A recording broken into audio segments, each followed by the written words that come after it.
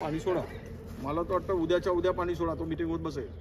नंतर कोरडं पडलाय, पुढेच पाणी पुरवठा वॉटर सप्लाय स्कीम सगळ्या कोरड्या पडल्या। आता लोक मरायचे का? हां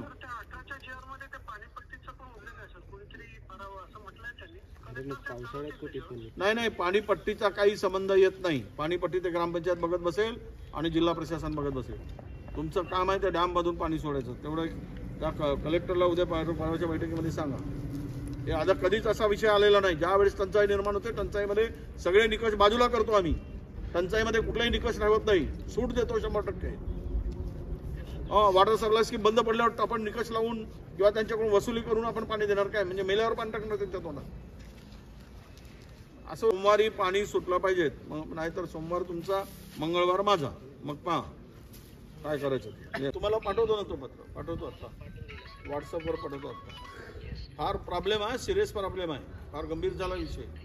तुम्हाला मी फोटो पण पाठवतो। आता लोक नदीपात्रात किती लोक बसले आहेत जर तुमच्या लक्षात